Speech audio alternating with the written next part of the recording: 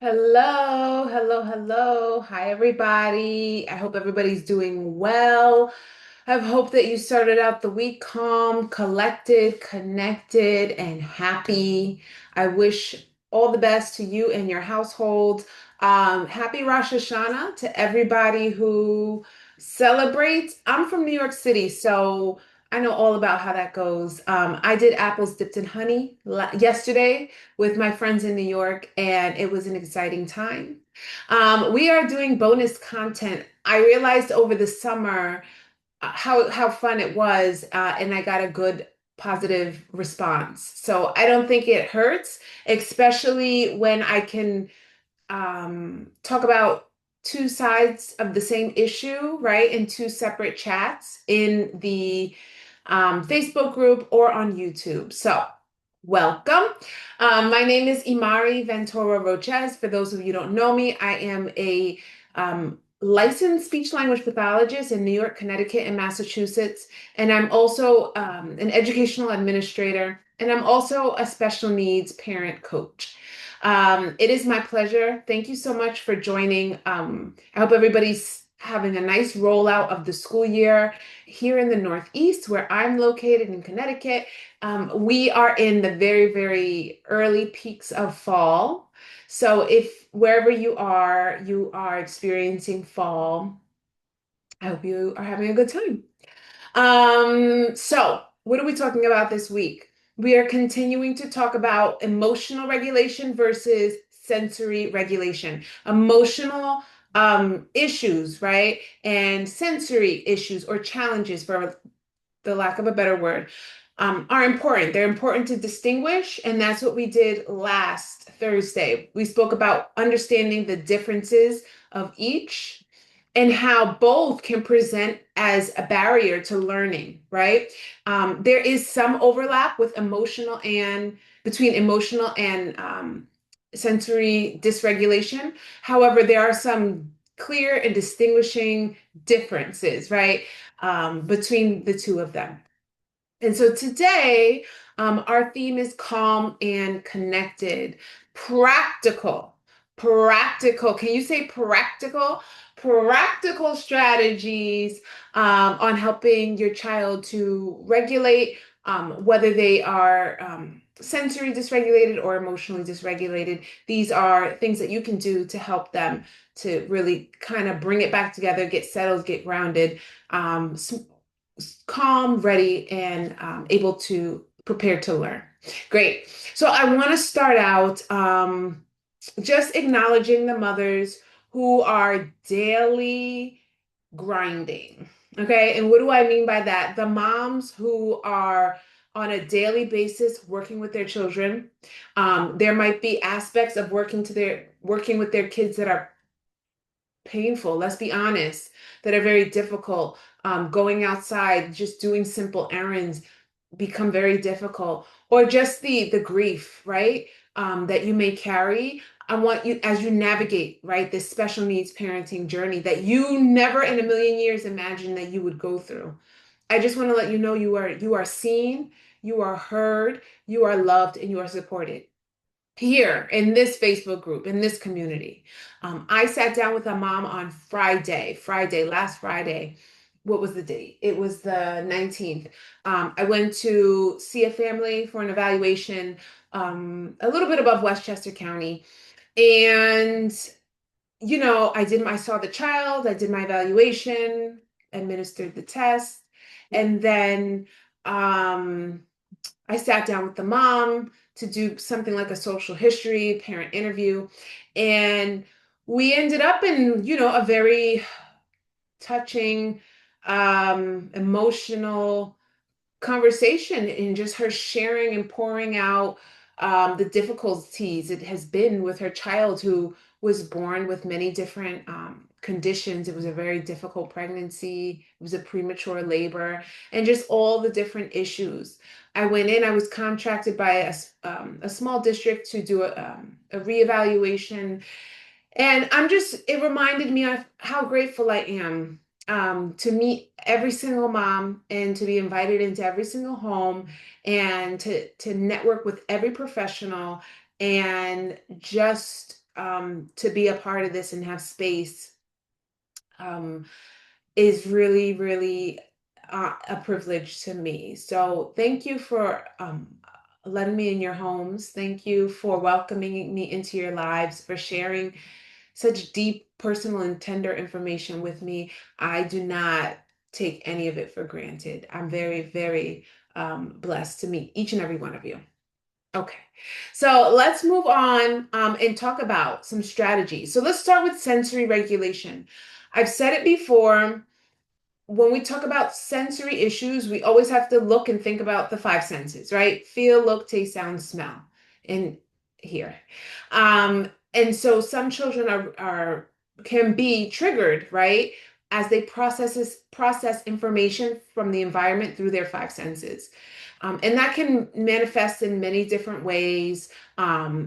It's, being sensory dysregulated doesn't mean that you have one diagnosis over the other. Some children just are. And so I have some practical strategies on in the moment, right? In the moment. Because, right, they go to therapy, they go to OT, they go to speech therapy, so we can see progress over time. But there's certain things, right, when you are at home, when you're in the car, when you're at a store, that you need your child to get it together now. So these are some practical strategies that really you can use and see a difference, even if it's a small difference in the moment. The first one is a deep pressure reset. A deep pressure reset. And this is Imari approved. I mean, this is, clinician tested, mom approved. Offer a firm bear hug. So when you see your child kind of dysregulated, right? For example, crashing into furniture, so very hyperactive, bouncing and jumping all over the place, offer a bear hug or press your child's shoulders downward or wrap them with a weighted blanket.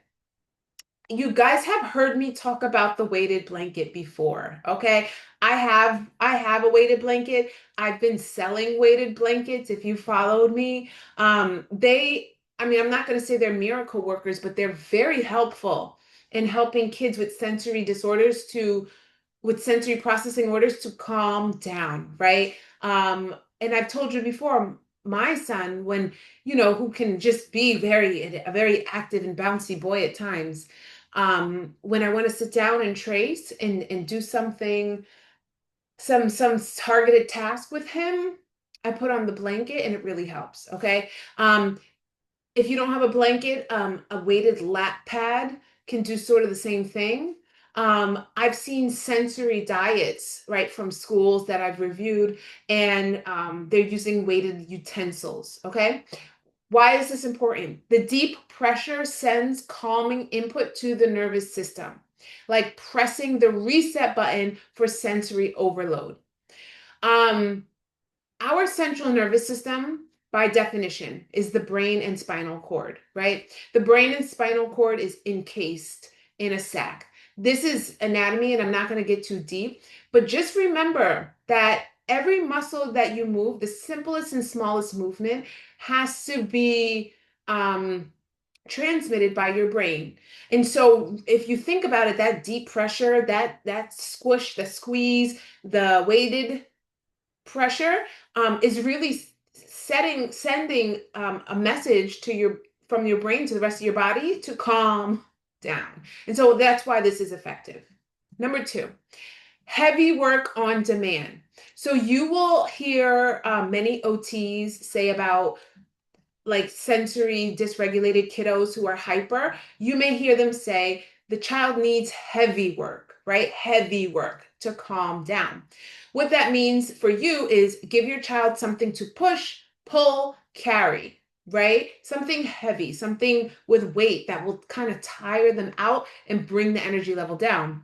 For example, they could push against a wall, carry a laundry basket, squeeze therapy, right? These are all different activities. This is all quote unquote heavy work. Why does this work? Why is this effective for a child who's, you know, a bit dysregulated sensorily because engaging large muscles helps organize the brain and releases up pent-up sensory energy. Okay? You got to think it about you have to think about it in a way that they are hyped, they are hyper, and you need to give them the work to calm down. I really love it at my son's preschool. When he gets there in the morning, one of the first things they do is they go outside and they run around and they get their energy out, and then they come back in and they are grounded. They're like, I'm not exhausted, but they've calmed down. They're more tired than they were before they left, and they're ready to learn. Okay. The redirection is decreased because of all that activity. All right, number three, sensory breathing with props. Sensory breathing with props. Breathing is another strategy that I'm going to mention again when we talk about emotional regulation. But for now, for sensory regulation, use pinwheels or bubbles, blowing through a straw into water. Okay. Why? Why is this effective? Visuals and resistance, slow breathing calm both the body and the mind. All right. So this is just one of those areas that overlaps, and it's so simple. I want to I want to add something to this though, and I said this during the last chat on Thursday. Breathing, you want to try outside of a crisis first. So, deep breathing is very effective. It's very grounding, right? Yeah, it calms the body and the mind. It could definitely de-escalate a situation. However, when when a child is at 60, goes from 0 to 60, and they're escalated to the max, it's not the best time to introduce deep breathing for the first time ever. So I would suggest trying deep breathing before outside of a crisis so that it's a skill that's easily accessible within a crisis. Okay? Number four, five, and your practical strategies for sensory regulation: cold or warm, quick change. A cold or warm, quick change. I worked with the child last year who, um, he was developing and his sensory system was developing and maturing. He had received OT for a long time. Um, he had a spectrum diagnosis, and he really, one of his ways to regulate himself was to stand in front of the air conditioner. Okay, so I'm telling you in this story just so you know it's working. It works for some kids. It really does work. I'm not suggesting that your child stand in front of the air conditioner. It's not safe or effective for everybody, but it is a good strategy. Offer a cold washcloth, ice cube, or a warm pack for hands, right? Why is this effective? Temperature changes provide immediate sensory input and distracts and regulates the nervous system. I'll say that again. Temperature changes provide immediate sensory input that distract and regulate the central nervous system. So I mean, it can be, it sounds, and because I'm a person, I run average. I used to run cold. Things change. You get close to 40, you get 40, things change. But I will say a cold that would shock me, right? You've heard of like a cold water, right, being a shock to the nervous system. It is. It really is, and it can be an effective strategy for your child who's dysregulated. Really, when they feel the cold touch, if it's an ice pack or an ice cube or a cold gust, it really might change things and get them back in um, regulated. Okay. And the number five strategy for sensory regulation is sound reset escape. Sound reset escape. I've used the word reset twice in these strategies. And that is because when I say reset, I mean really bringing back to baseline, bringing it back to zero or close to that, right? Um, And so I'm giving you strategies that will do it kind of like in an instant.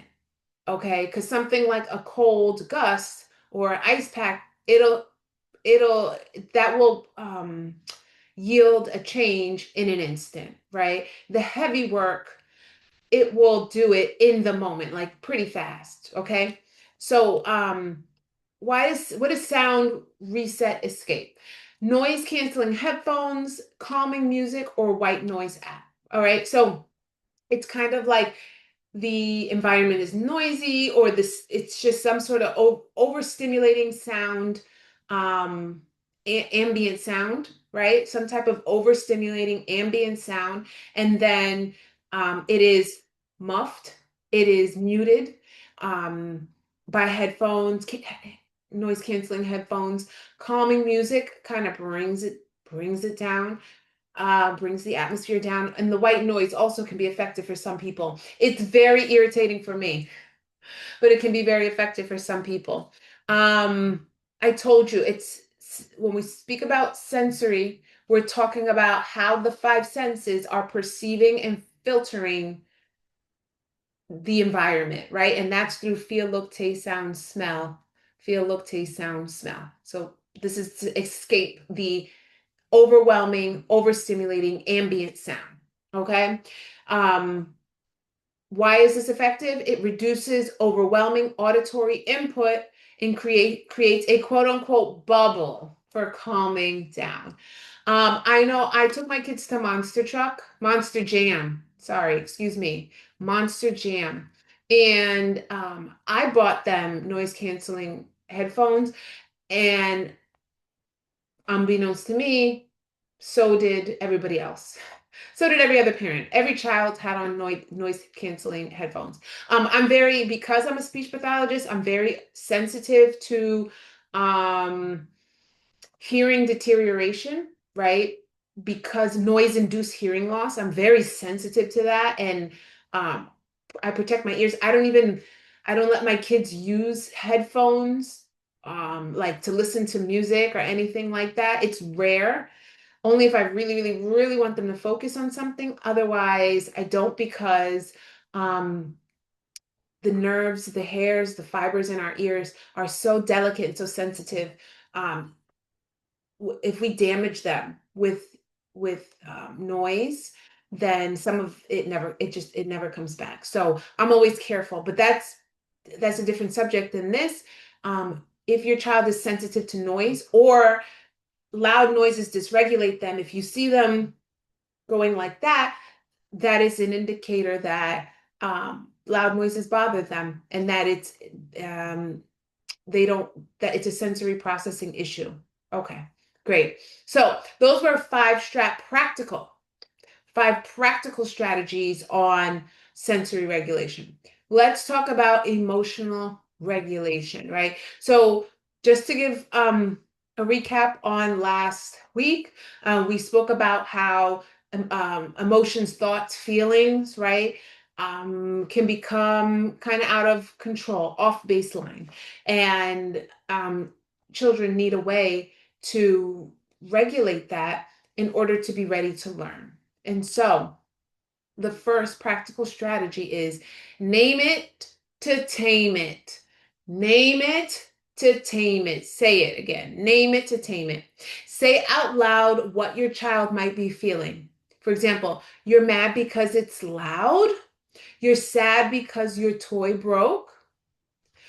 And that takes you, the adult. Okay. That takes you, the adult. Remember, as adults, we kind of hold the energy until our children are mature enough to manage it on their own. So we have to be able to guide them one way or the other and give them the language to express themselves. Why it works. Putting feelings into words helps a child feel seen and start to calm the emotional brain. Okay. So just giving them the language on how they potentially could be feeling makes a big, big, big difference. Okay. Number two, choice of two. I really like this. As a therapist, I use this a lot. In the middle of chaos, calmly give two options. Do you want to sit on the couch or squeeze your ball? right? If you've bought one of my sensory calm kits, then you have a plethora of items to use. But giving them an option of what they're going to use to dis to de-escalate can be very effective. Why? It restores a sense of control without overwhelming the child with too many decisions, right? So you're giving them choice, but within the boundaries of two things. And that allows for some autonomy to occur. So it's a good thing. Number three, safe space cue. Safe space cue. What does that mean? Redirect your child to a pre-decided safe space. Could be a tent, cozy corner, or a bean bag. So I don't know if a lot of you have that sort of thing in your home. They're always targeted to parents like these little teepee, these tents. And there's so many of them. And it can have plushies in it and just things that are very emotionally satisfying for your child. Why it works, having a predictable space to calm down lowers fear and reactivity. Okay. It's a predictable space to calm down that lowers fear and activity. Lowers fear and reactivity, the opportunity for them to become reactive. It calms it down. In creating this space, it might be nice to let your child pick what goes in it, to kind of decide what it's set up as and looks like, just to really suit their needs, to be very customized for them and help them to feel cozy in it. When there's a lot of debate about timeouts, I'm generation timeout. I was put in timeout. Were you put in timeout? I was put in timeout. And I put my kids in timeout, not necessarily as a punitive measure. Okay. And I think that's where a lot of the debate centers around whether or not this is a punitive response. However, I think a safe space, right, is a dedicated space for your child to de-escalate after a misunderstanding, an emotional crisis, a challenging moment. It's a place for them to calm down and get collected. So, why does this why is this important for you? I think no matter how old your child is, you can kind of create this space. The older they get, right, the bigger it becomes. So if you have adolescents, for example, who need a safe space, it just might be their room. It might be their whole room. And you might engineer that so that they can, but it doesn't have to be a whole room. It could be a chair or a place in the house that's not their room. So think about that. Okay, number four, in practical strategies to elicit emotional regulation, calm together. Calm together. What does that mean? Model calm by slowing your own breathing, lowering your voice, or even putting your hand on your chest while they mirror you. Okay, definitely. I mean, this is like the oldest hack in the book. When things are escalating, whether it's between you and your child or you and another adult, when you lower your voice, the other person changes their voice. And so you can really de-escalate an issue by bringing it down. Okay. You can do by your part. You never know how somebody else is going to respond, but that might definitely change the whole tone of the conversation and the dynamic if you bring your voice down. Why does this work? Co-regulation. You calm your nervous system. Calming your nervous system signals safety and helps settles theirs down also. Remember, I said as adults we kind of facilitate and navigate the emotional space. We hold the energy until they're old enough and mature to do it. And so if you can calm down, they will too. Go back in my archives last year. It was around this time, it was like October or November. I had a wonderful pediatrician that I interviewed for my special needs parenting series. She was wonderful. Dr. Maxine Murray. Dr. Maxine Murray. She was amazing. And she spoke about that. She said that really we need to model calm responses for our kids if we want them to uh, exercise that. If we want them to be calm, we have to be calm. And we have to develop strategies to help us de-escalate and to regulate. So please go back in the archives, look at that interview with her. She's brilliant. She's brilliant. She's been a pediatrician forever, and she's a mom of a couple of kids who are grown. They're like my age. Like they're like they're late 30s, 40s. So check that out for more content on Calm Together. Okay, number five. The number five way that you're going to de-escalate and ignite emotional regulation is a quick anchor phrase. Okay, so this is very similar to the first one, name it and tame it, in that it requires you as the adult to give your child the language that they need in order to express their feelings. So use a short phrase, repeated or in a repeated, use the phrase like, for example, you're safe. We can handle this. Breathe with me, right? And it's almost like you're coaching them through. You're coaching them through until they can regulate. You're like cheerleading them on, and they might repeat it, and you might extend that, and then they might imitate you, but it's a really good repeated phrase. Why is this effective? Why does it work? Remember, repetition provides grounding and replaces escalating thoughts with soothing predictability.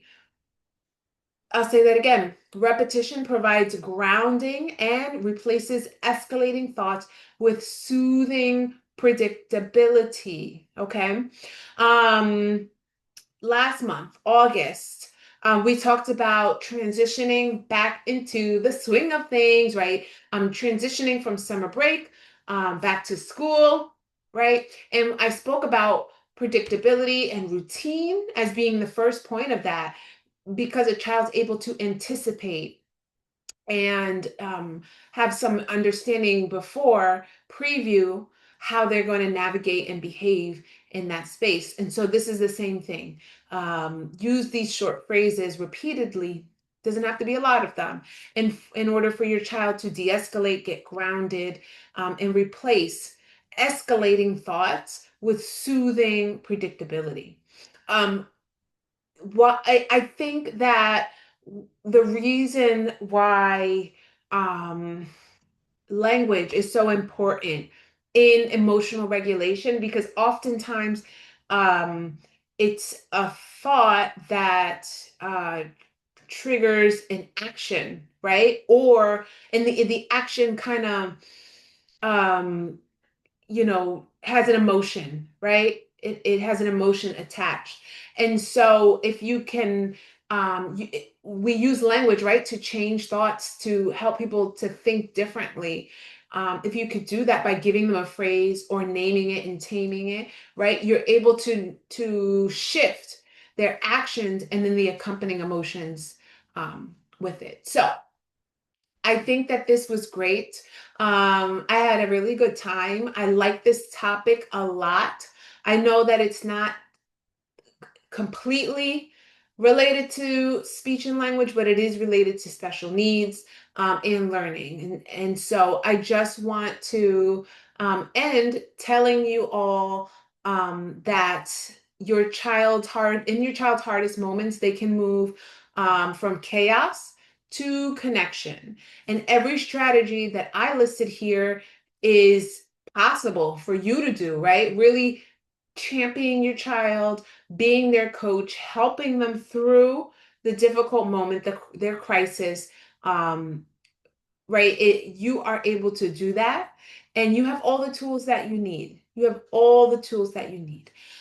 When I spoke to that on Friday, I told you I met a mom during an evaluation. I spoke to her, and one of the things that she kept saying to me, because I mean, it was hard. Her child has had multiple surgeries and a lot of different complicated conditions.